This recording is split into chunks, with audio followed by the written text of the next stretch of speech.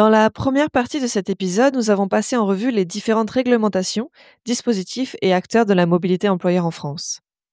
Nous avons ainsi cherché à vous éclairer sur tous ces éléments et vous permettre de mieux comprendre comment ils s'imbriquent entre eux. Dans la deuxième partie, nous avons entendu le témoignage de la DGFiP sur la création d'au moins un plan de mobilité pour chacune de leurs 132 directions.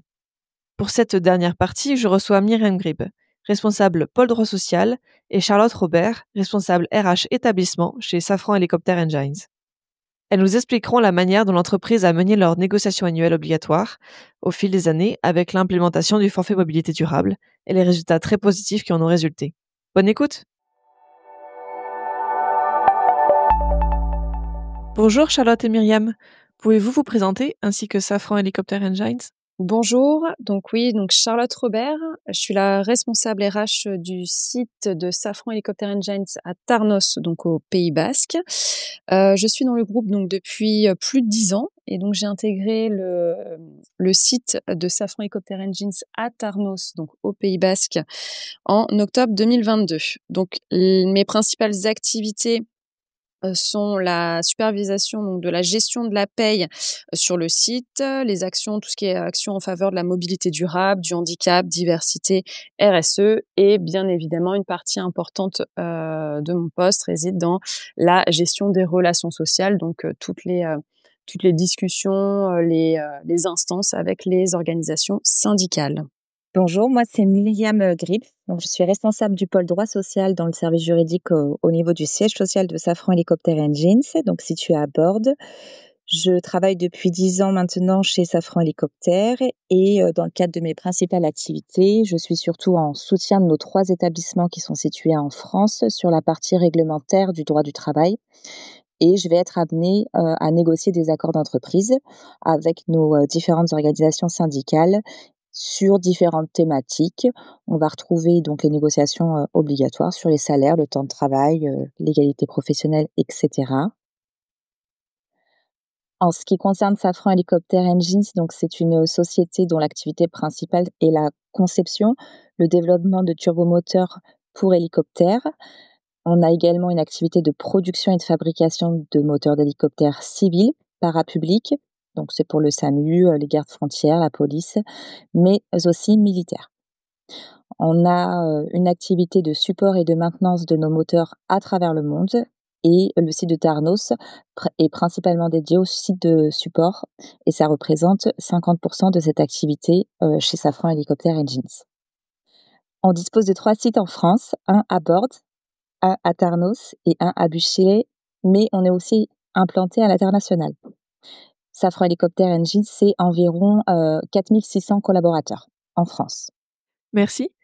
Avant de commencer, quels sont vos enjeux en termes de mobilité durable? Alors, nos enjeux en termes de mobilité durable, donc il faut savoir déjà que c'est un projet d'entreprise. Donc notre démarche de mobilité durable s'inscrit vraiment globalement dans notre politique RSE. C'est une réponse nécessaire aux enjeux climatiques et donc à la nécessité de réduire notre empreinte carbone. Donc globalement, ça s'inscrit autour de 2 grands axes. Un, c'est le projet de réduction des émissions. Donc un enjeu majeur pour le groupe Safran et donc Safran Helicopter Engines, qui est donc de réduire ses émissions en CO2, même si quand même l'aéronautique est un petit acteur malgré ce qu'on pourrait croire. Le transport aérien représente 3% des émissions de CO2 d'origine humaine et les hélicoptères, donc pour notre société, 1% des émissions de CO2 pour le transport aérien. Donc globalement, le projet de réduction des émissions va tourner autour de 3 scopes. Le premier, donc trouver des solutions ou des actions pour réduire les émissions directes de l'entreprise, par exemple pour tout ce qui est process industriel. Le scope 2, donc on va être sur les émissions indirectes liées à l'énergie, donc tout ce qui est régulation de la température, etc. Et le scope 3, c'est toutes les autres émissions indirectes. Donc là, c'est typiquement, on va retrouver les émissions du fait de l'utilisation de nos moteurs, de la logistique, mais aussi les déplacements professionnels et les déplacements domicile-lieu de travail de nos collaborateurs. Et donc, le deuxième grand axe, c'est faire participer les salariés dans notre démarche de réduction des émissions. Donc, puisque il y a effectivement ces objectifs et actions sont menés de front par la direction, il est essentiel quand même de rappeler que la décarbonation concerne quand même tout le monde et que chacun peut y contribuer à son échelle. Et donc typiquement, on a un système de recueil d'idées terrain qui a été organisé pour pouvoir faire participer nos collaborateurs. Et puis, il y a tout un tas de sensibilisations régulières sur la sobriété énergétique, que ce soit éteindre le matériel informatique en fin de journée, le week-end, les lumières, enfin tout ça. Plus, bien évidemment, tout ce qui tourne autour des déplacements des collaborateurs. Donc, il faut savoir que chez Safran Helicopter Engines, les déplacements professionnels, la règle de base, c'est vraiment de les limiter aux justes besoins. Et donc, c'est pour ça qu'on va privilégier la visioconférence quand c'est possible. Et lorsqu'il y a un déplacement entre les sites de Borde et Tarnos, là, pour le coup, on va aussi inciter le covoiturage. Il faut savoir que Safran Helicopter Engines a également investi donc dans des véhicules électriques qui sont à disposition des collaborateurs pour les déplacements donc entre le site de Tarnos et le site de Borde. Et puis, il y a effectivement aussi d'autres mesures pour favoriser les modes de transport vertueux pour les déplacements domicile-lieu de travail. Merci Charlotte. Vous avez entamé une démarche de dialogue social au travers des négociations annuelles obligatoires, NAO. Myriam, quelle a été votre procédure? Alors, tout d'abord, la mobilité durable, c'est un thème obligatoire en matière de qualité de vie au travail et des conditions de travail. Donc nous, on dispose d'un accord d'entreprise en la matière qui va rappeler tous nos engagements en matière de mobilité durable, mais on a fait le choix de négocier sur ce thème en particulier plutôt via les négociations obligatoires sur les salaires. Donc concrètement, comment ça se déroule une négociation? On va y avoir une phase préparatoire. On va identifier en amont les axes de travail, les thèmes obligatoires, mais aussi les thèmes sur lesquels on veut négocier. Pour cela, on va prendre en compte les remontées du terrain, notamment par le biais des services RH, du management. On aura aussi capitalisé durant l'année les remontées des représentants du personnel, soit parce qu'ils nous ont fait des réclamations en instance, des revendications, ou directement lors d'échanges avec eux en bilatéral, mais aussi lors de précédentes négociations. On peut aussi s'inspirer d'un bilan chiffré de l'année passée, voir ce qui a fonctionné, ce qui a moins bien fonctionné, ce qui a manqué, etc. Puis on fait aussi beaucoup de benchmark avec d'autres sociétés du groupe Safran pour voir ce qui s'y pratique et voir si c'est transposable dans notre entreprise. Donc une fois qu'on a fait ce travail préparatoire, on a en quelque sorte défini nos marqueurs, notre fil de conducteur pour la négociation. Ça va être présenté au directeur général qui va valider, compléter, modifier, voire challenger pour que cela s'inscrive parfaitement dans une politique d'entreprise et dans la politique du groupe Safran. Une fois que cette phase de préparation est terminée, on va lancer les réunions de négociation. Donc, on va inviter l'ensemble de nos organisations syndicales représentatives. Chez Safran Helicopter Engines, on a la CFE-CGC, la CFDT et la CGT. Et la première réunion va être consacrée à faire le bilan de l'année passée.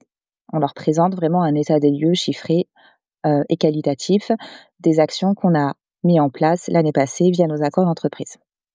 Cela a lieu généralement en fin d'année, en décembre ou tout début d'année, en janvier. Puis on va présenter nos premières intentions, c'est-à-dire sur quelle thématique côté direction on aimerait négocier.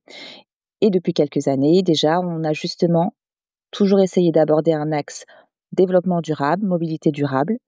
Et c'est aussi à l'occasion de cette première réunion qu'on va avoir le commencement des revendications de nos organisations syndicales, leurs attentes, celles des collaborateurs. Et c'est aussi lors de cette réunion qu'on va fixer le calendrier de négociation, qui de manière générale va durer 1 mois et demi, entre janvier à fin février, avec au moins 4 réunions de négociation.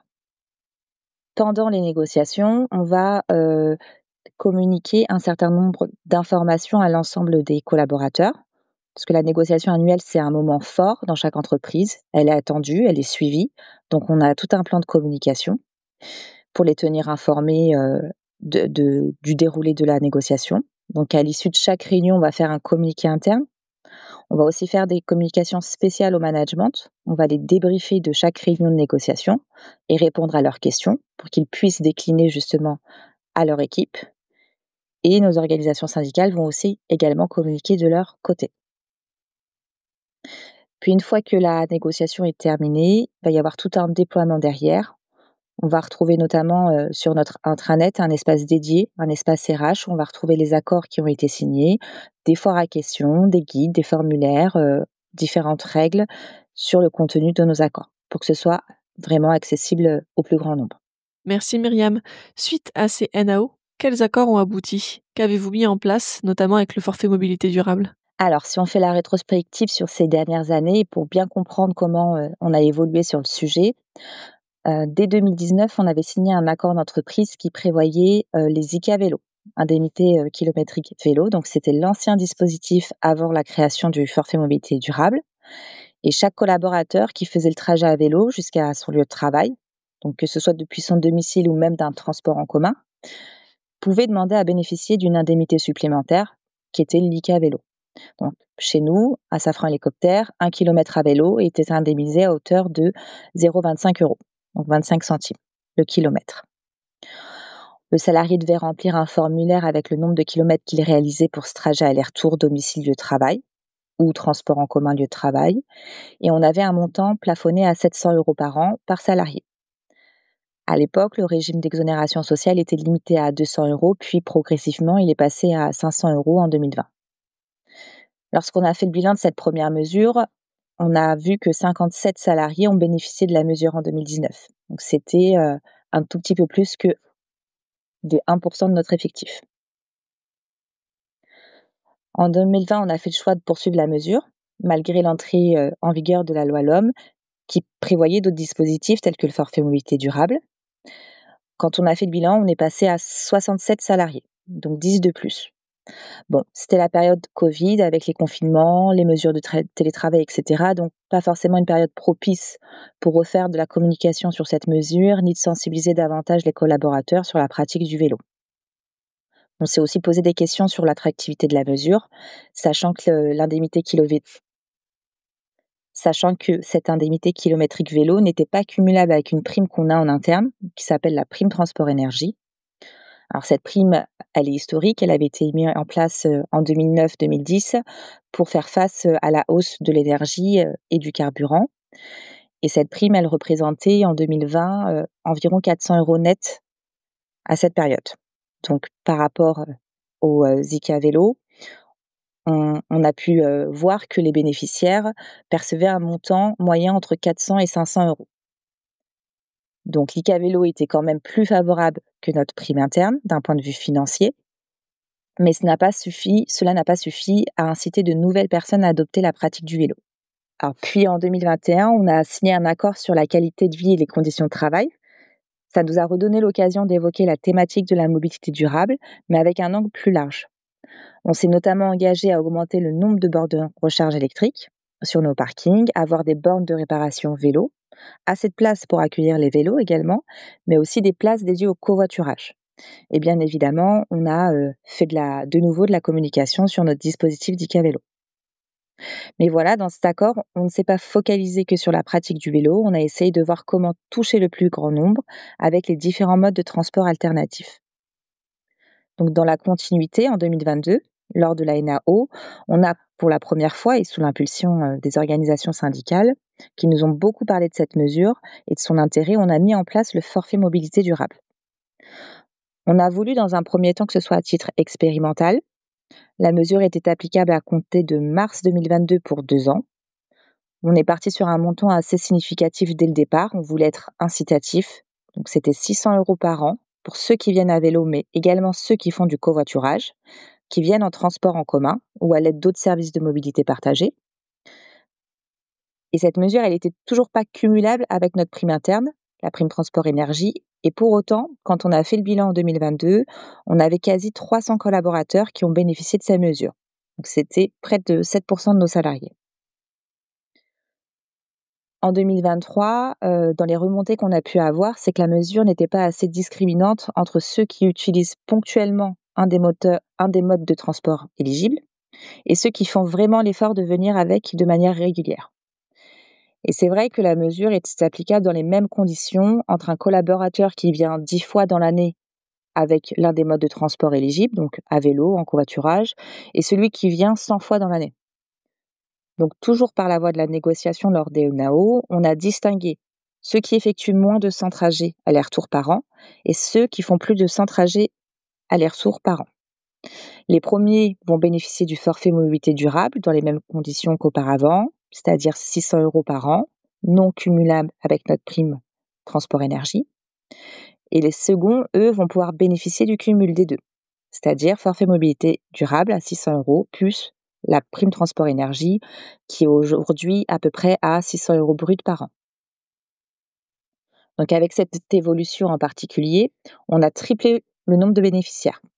On est à 900 collaborateurs, soit 20% de notre effectif, sachant qu'on a des bénéficiaires sur nos 3 sites et on voit que peu importe la catégorie professionnelle, il y a des bénéficiaires, ce n'est pas une mesure dédiée aux cadres ou aux employés, c'est vraiment homogène, donc c'est une mesure qui a le mérite de toucher le plus grand nombre. Puis dans cet accord NAO, on a également augmenté le pourcentage de prise en charge des frais d'abonnement de transport en commun, car autant si le collaborateur achète un titre à l'unité, il va être éligible au forfait mobilité durable, autant s'il a un abonnement de transport en commun, il est automatiquement exclu du fait de la loi. Donc on a voulu aussi tenir compte de ceux qui viennent régulièrement en transport en commun et qui ont un abonnement collectif.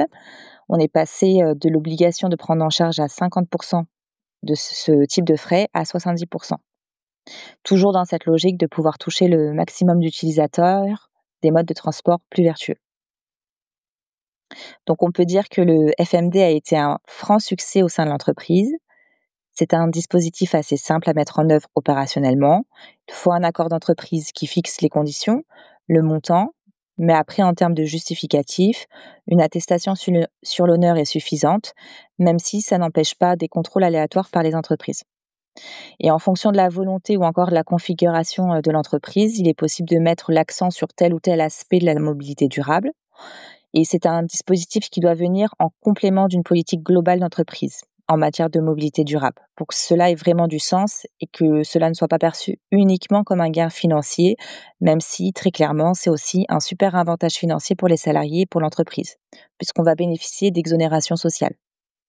La partie communication est également très importante. Pour Safran Hélicoptère, cela a nécessité de bien communiquer sur le dispositif, car par exemple, on s'est rendu compte au tout début qu'on avait moins de bénéficiaires sur un de nos sites, car la mesure n'était simplement pas connue. Ou encore, il y avait une certaine croyance sur le nombre minimum de trajets à réaliser par semaine pour en bénéficier. Donc voilà, on a renforcé notre communication. Il y a eu des communiqués, des foires à questions sur notre intranet ou encore la mise en place d'affichage. Merci Myriam. Charlotte, comment au niveau local, notamment sur le site de Tarnos, ce dispositif a-t-il été déployé? Comment a-t-il été reçu de la part des collaborateurs?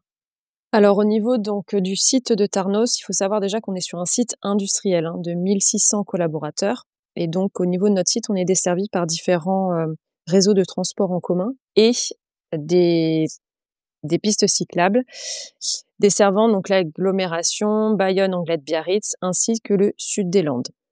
Donc ce dispositif a été déployé comme sur les autres sites, donc avec une communication renforcée. Aujourd'hui, donc sur le site de Tarnos, on a 350 personnes qui en bénéficient, soit 22% de l'effectif du site. Et donc, comment ça a été perçu? Ce dispositif a été perçu très positivement de la part des salariés. Le sujet de la mobilité durable est une attente forte des salariés de Tarnos. Le FMD, donc le forfait mobilité durable, vient en complément d'autres dispositifs déjà mis en place sur le site, puisqu'il faut savoir que sur le site de Tarnos, donc il y a le FMD, mais auquel s'ajoutent 36 bornes de recharge pour voitures électriques.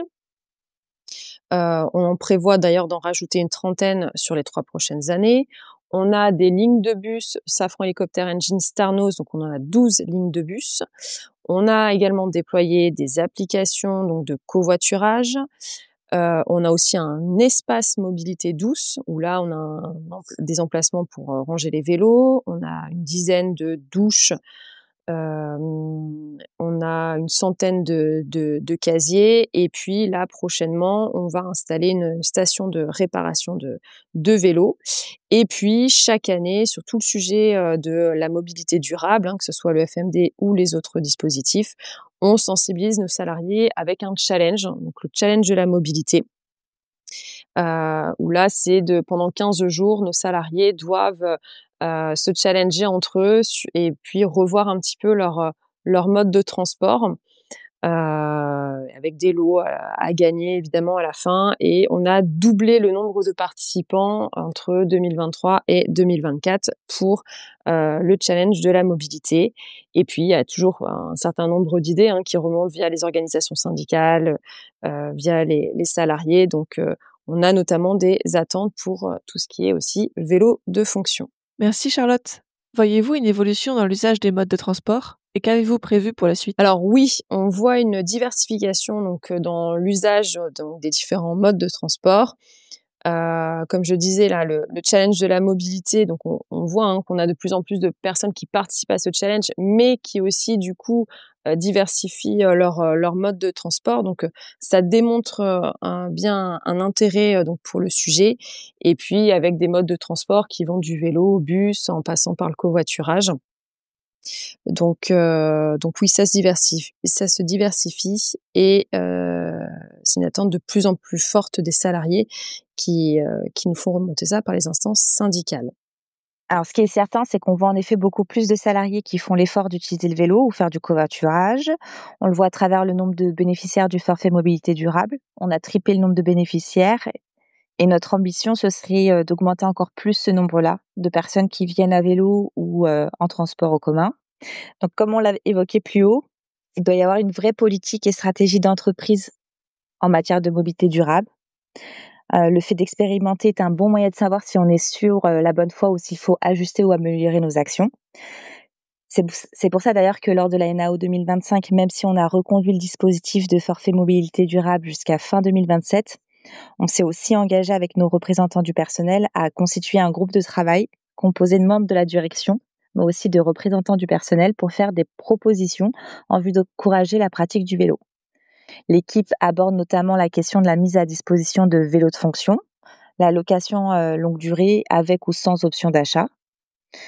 Ce qui n'est pas une mince affaire quand on s'intéresse à l'articulation avec le FMD, car aujourd'hui, le forfait mobilité durable n'est pas cumulable avec le vélo de fonction. Donc, opter pour des vélos de fonction, c'est aussi renoncer au forfait mobilité durable pour ces personnes. Donc, il y a aussi des réflexions autour de la distribution de kits de sécurité routière. Il faut garder en tête que si le vélo est un mode de transport vertueux, il n'en reste pas moins qu'il expose nos collaborateurs à des risques routiers dont les conséquences peuvent être très graves. On y partage également les avantages d'obtenir un label ProVélo pour le site de Ternos, qui permet notamment de bénéficier de cofinancement pour la mise en place d'actions. Et le rôle de cette équipe va plus loin qu'une simple réflexion, puisque les propositions, une fois validées par la direction générale, devront être mises en place à compter de cet été. Et pour cela, on a un budget de 200 000 € qui a été alloué uniquement pour 2025 et qui vient en plus du budget dédié au forfait mobilité durable. Merci. Enfin, avez-vous un mot à partager pour les employeurs qui hésitent à se lancer dans la démarche ? Un seul mot, expérimenter. L'idée, faut faire un état des lieux, un diagnostic en interne, se faire aider, aidez-vous des remontées terrain. Pour ceux qui ont des représentants du personnel, donc ça aide à bien identifier et caractériser les attentes sur ce sujet.